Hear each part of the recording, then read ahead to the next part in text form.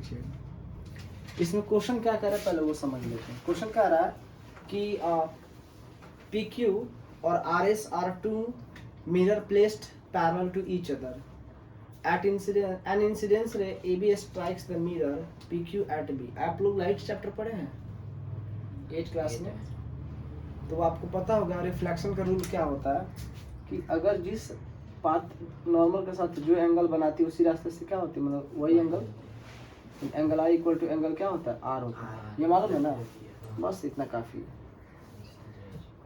काम हो जाएगा हमारा इतना से। आगे क्या रहा, reflected ray moves along the path B C, यानी कहने का मतलब कि ए बी जो है स्ट्राइक कर रहे हैं, इंसिडेंस रे है और इस मिरर से टक, ये मिरर दोनों पैरेलल है तो इस मिरर से ये टकरा रही है तो ऐसे रिफ्लेक्ट होकर बी सी पाथ पे चली जा रही है। वापस क्या हो रही है, रिफ्लेक्ट हो रही है इस सी पॉइंट से सी डी की तरफ, ठीक है ना। तो आपको प्रूफ ये करना है कि ये वाला जो है ना इसके पैरेलल होगा, ये साबित करना है A B parallel to C D. तो देखिए पैरेलल है, ये दोनों पैरेलल है तो हम ये वाला एंगल्स और ये वाला एंगल्स बराबर कर सकते हैं ना? बिल्कुल नहीं। पैरेलल्स अगर ये दोनों पैरेलल्स हुआ तब ना ये एंगल और ये एंगल अल्टरनेट एंगल होगा। इसका अल्टरनेट एंगल किसका होगा, इसका और इसका होगा, ये इसका अल्टरनेट ये ना होगा जी। पी क्यू और आर एस जो पैरेलल है उसके लिए तो ये एंगल होना चाहिए। तो हमें बस करना क्या है कि ये वाला एंगल बराबर कर देना है, कैसे भी करके ये वाला इसके बराबर कर देना है, समझ रहे हैं? तभी हम ए बी को साबित कर पाएंगे कि सी डी के पैरेलल है। तो कैसे करेंगे, सबसे पहली बात कि यहाँ से हम एक नॉर्मल ड्रॉ कर लेते हैं, ठीक है, और यहाँ से भी एक नॉर्मल ड्रॉ कर लेते हैं, दिख रहा है? तो रिफ्लेक्शन बाय रिफ्लेक्शन रूल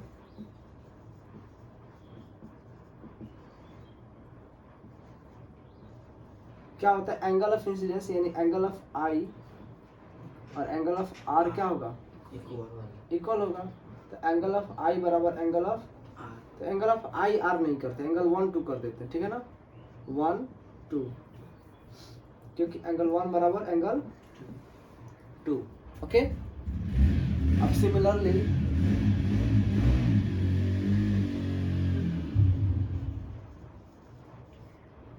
इसको अगर हम 3 4 कर देते हैं तो एंगल 3 इक्वल टू एंगल 4 हो जाएगा बाय रिफ्लेक्शन रूल कि जिस एंगल से आकर टकराती है नॉर्मल के साथ जो एंगल बनाती है वही एंगल रिफ्लेक्ट होने के बाद से नॉर्मल के साथ बनाएगी। तो एंगल 1 बराबर एंगल 2 कर दिए और एंगल 3 बराबर एंगल 4 कर दिए, ठीक है।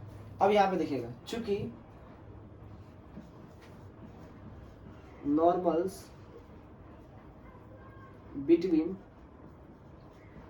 two parallel lines are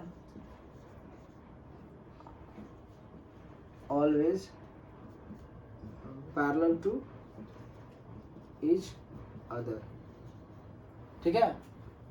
अब यहाँ पे कह रहा है कि नॉर्मल जो है ये दोनों लाइन पी क्यू जो है आर एस के पैरेलल है, तो पी क्यू अगर आर एस के पैरेलल है और उस पर हम एक नॉर्मल ड्रॉ करते हैं और ये भी नॉर्मल ड्रॉ करें तो यहाँ पे एंगल 90 बनाएगा, यहाँ पे भी एंगल 90 बनाएगा, तो ये दोनों भी क्या हो जाएंगे, पैरेलल हो जाएगा। इसका नामकरण कर देते हैं एम और एन कर देते हैं, इसलिए क्या हो जाएगा, B M parallel to C N हो जाएगा। अब बी एन और सी एन पैरेलल है इसलिए एंगल 2 बराबर एंगल 3 होगा। अरे होगा कि नहीं होगा, यानी एंगल 2 बराबर एंगल 3 अल्टरनेट इंटीरियर एंगल से किस तरह से हो जाएगा जी, अल्टरनेट इंटीरियर एंगल हो जाएगा ना। अब क्या करते, दोनों साइड में 2 2 से मल्टीप्लाई कर देते हैं, तो 2 मल्टीप्लाई बाई 2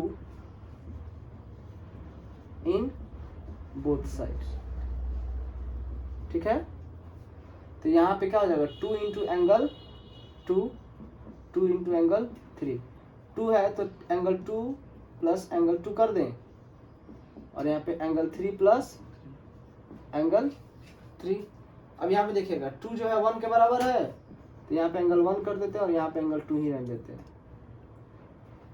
और यहाँ पे क्या हो जाएगा, एंगल 3 को क्या कर दे, एंगल 3 को रहने दीजिए, एंगल 3 को एंगल 4 कर दे, तो ये 1 + 2 कौन सा एंगल होगा, ए बी सी होगा, एंगल ए बी 1+2 कौन सा, ये एंगल का नाम क्या है, 1+2 करेंगे तो यही ना एंगल होगा, तो ए बी सी और बराबर एंगल 3+4 क्या होगा, ये वाला एंगल, तो डी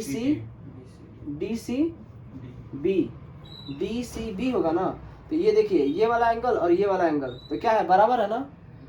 तो इसलिए ये जो दोनों एंगल्स बराबर थे, अल्टरनेट एंगल्स है कि नहीं, ये अगर ट्रांसवर्सल लाइन अगर ऐसे मान लिया जाए और ये दोनों लाइन ऐसे है, तो ये एंगल और ये एंगल अगर हम बराबर, जैसे दो लाइन ऐसे खींच दिया गया और ऐसे लाइन ड्रॉ किया गया, तो ये वाला एंगल और ये वाला एंगल अगर बराबर हो रहा है, अल्टरनेट एंगल्स इंटीरियर, तो ये दोनों लाइन क्या हो जाएंगे, पैरेलल हो जाएंगे। तो ये दोनों अल्टरनेट एंगल्स हैं और बराबर है, तो चूंकि angle A B C and D C B are नहीं alternate angles and equal to each other. अब अल्टरनेट एंगल्स भी हैं, इंटीरियर एंगल्स भी हैं और इक्वल टू ईच अदर भी है, यहाँ पे इंटीरियर एंगल कर दीजिएगा, ठीक है ना। अल्टरनेट इंटीरियर एंगल्स भी हैं और इक्वल टू ईच अदर है, तो इसके हिसाब से क्या हो जाएगा, ये जो साइड्स होंगे क्या हो जाएंगे, इक्वल नहीं होंगे, ए बी पैरेलल टू क्या हो जाएगा, सी डी। इसमें मेन पता है क्या है, यही है by reflection rule, reflection rule यही कहता है। और बी एम और एन एम क्या है जी, एन सी क्या है, नॉर्मल है, ध्यान दीजिएगा इस बात का।